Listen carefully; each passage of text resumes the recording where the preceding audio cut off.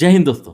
तो इस बात को तो आप लोग अच्छे तरीके से जान चुके होंगे कि आजकल बैंक अकाउंट जो है वो आप लोगों को सिर्फ ज़रूरत नहीं है, बल्कि आपकी पूरी फाइनेंशियल पहचान जो है वो बन चुका है। सैलरी जो आती है वो भी लोगों के आजकल बैंक अकाउंट में ही आती है।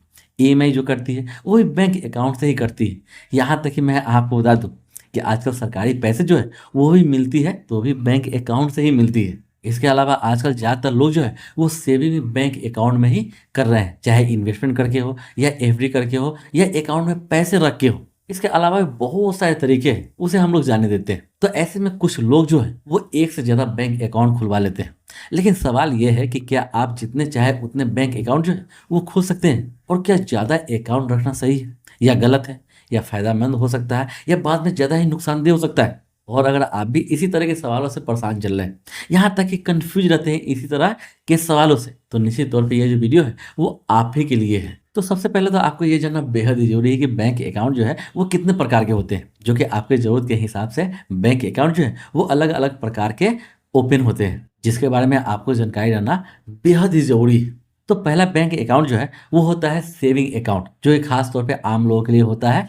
इस अकाउंट पर लोगों को ब्याज मिलता है, जिसके बारे में आप अच्छे तरीके से जानते होंगे। दूसरा अकाउंट है सैलरी अकाउंट, जो खास तौर पे नौकरी पेशा लोगों के लिए होता है, जो कि जीरो बैलेंस पे ओपन होता है। तीसरा होता है करंट अकाउंट, यह बिजनेस करने वालों के लिए होता है, क्योंकि इसमें ज़्यादा ट्रांजेक्शन होता है और ट्रांजेक्शन का इसमें कोई भी लिमिट नहीं होता है। और चौथा होता है ज्वाइंट अकाउंट, यह परिवार के उन लोगों के लिए होता है जो एक साथ बैंक अकाउंट ओपन करवाते हैं, या आप अपने पार्टनर के साथ ज्वाइंट अकाउंट जो है वो ओपन करा सकते हैं। तो आप समझ गए होंगे कि हर अकाउंट का अपना अपना काम है और हर अकाउंट का अलग अलग फायदे भी होते हैं। तो अब बात आती है मेन पॉइंट का कि क्या एक इंसान जो है वो जितने चाहे उतने अकाउंट जो है वो ओपन करा सकता है या नहीं। तो आरबीआई इसके लिए कोई भी लिमिट जो है वो अभी तक तय नहीं की है। लेकिन याद रखिए, जितनी ज़्यादा अकाउंट होगा उतना ही ज़्यादा जिम्मेदारी जो है वो आपकी बन जाएगी, मतलब आपके ऊपर जिम्मेदारी जो है वो बढ़ जाएगी। क्योंकि ज़्यादा अकाउंट रखना गलत नहीं है, लेकिन उन्हें मैनेज करना बहुत ही मुश्किल भरा होता है। तो इसलिए 2 से 3 बैंक अकाउंट जो है वो एक आदमी के लिए आमतौर पर काफ़ी होते हैं। इसके अलावा ज़्यादा बैंक अकाउंट रखने में क्या क्या दिक्कतें आ सकती हैं, वो भी आपके लिए जानना बेहद ही ज़रूरी है, ताकि भविष्य में होने वाले परेशानियों से आप बच सकेंगे। क्योंकि पहली नज़र में ज़्यादा बैंक अकाउंट रखना लोगों को अच्छा लगता है, लेकिन ये असल में कई समस्याएं जो है वो पैदा करती है। क्योंकि हर खाते में मिनिमम बैलेंस रखना बहुत ही ज़रूरी होता है, और तो और कुछ बैंक जो है वो मिनिमम बैलेंस मैनेज नहीं करने पर पेनाल्टी भी लगाती है।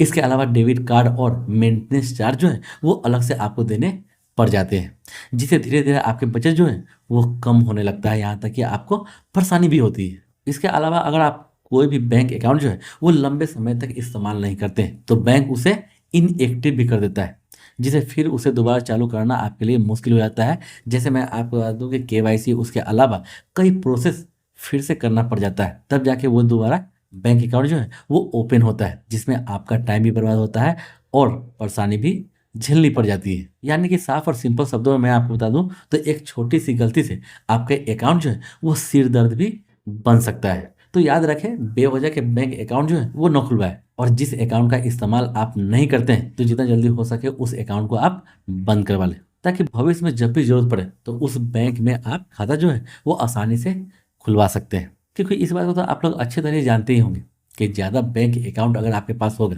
तो आईटीआर फाइल करने में भी दिक्कतें आती है, क्योंकि वहाँ पर सारे बैंक अकाउंट का डिटेल जो है वो मेंशन करना पड़ता है, और अगर कोई भी बैंक अकाउंट वहाँ पे छूट जाए तो भविष्य में आपको परेशानी के सामना जो है वो करना पड़ सकता है। तो उम्मीद है कि आपको ये जानकारी जो है वो निश्चित ही पसंद आई होगी, और अगर आप चाहते हैं कि ऐसे ही जानकारी आपको हमेशा मिलता रहे तो उसके लिए चैनल को आप सब्सक्राइब जरूर कर लें।